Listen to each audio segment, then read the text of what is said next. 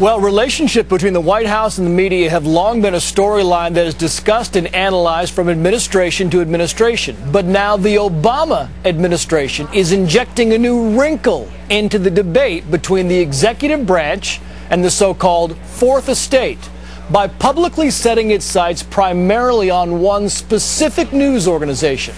This one. James Rosen has more on that. James. Trace, good afternoon. That each White House looks differently on the news media landscape, liking some news organizations better than others, is a routine part of the business of politics and government in the nation's capital. But one would have to look back decades to find an example of a president and his aides so fiercely focused on one news organization in particular.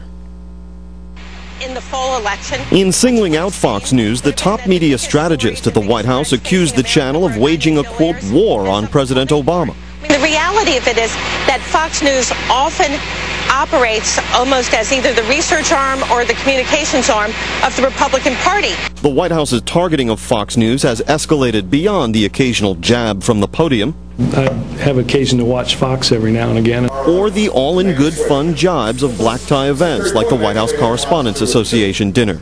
Most of you covered me. All of you voted for me.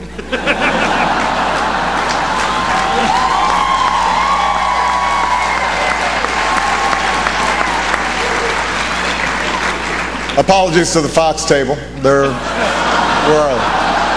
Now a White House blog site paid for with taxpayer money describes how, quote, Fox lies. Behind the scenes, the White House since last August has barred Fox News Sunday from getting any administration officials as guests. And when President Obama himself appeared on an unprecedented 5 Sunday talk shows on one morning last month, he too declined to appear on Fox News Sunday. On that day, anchor Chris Wallace instead interviewed 3 CEOs about job creation in the sluggish economy.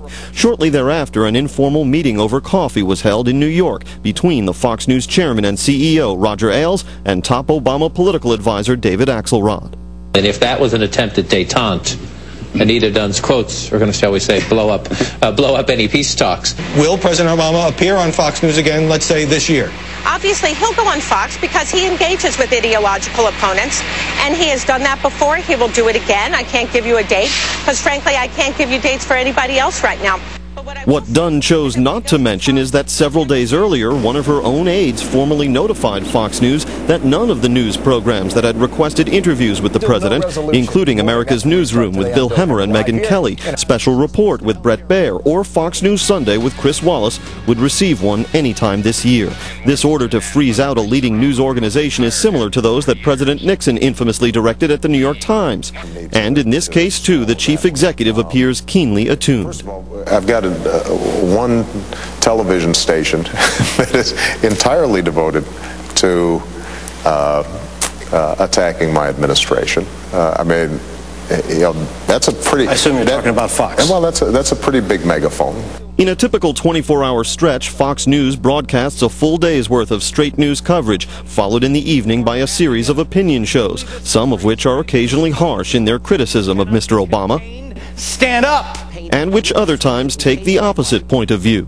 It is also a fact that Fox News at all times of the day is the highest rated cable news channel, regularly outpacing its competitors in both total viewership and the coveted 18 to 49 demographic category by margins of greater than 2 to 1. Moreover, recent surveys by the Pew Charitable Trust and other polling groups have found Fox News' audience to have the greatest balance of conservatives, liberals, and independents of all 3 major cable news channels. But it wasn't on the basis of numbers alone that analysts and veterans of past White Houses warned this one against overt displays of favoritism or outright confrontation with the news media. It's a very risky strategy, Wolf. It's not one that I would advocate. If you're going to get very personal and against the media, you're going to find that the animosities are just going to deepen, and you're going to find that you sort of almost draw viewers and readers to the people you're attacking.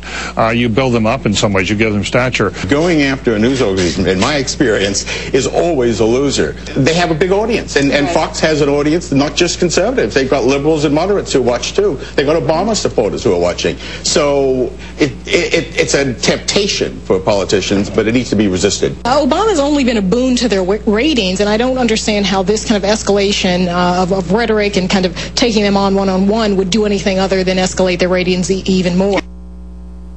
Asked to comment on Anita Dunn's remarks, Fox News senior vice president Michael Clemente released a statement that said, in part, and I quote, "It's astounding the White House cannot distinguish between news and opinion programming. It seems self-serving on their part," end quote. Trace?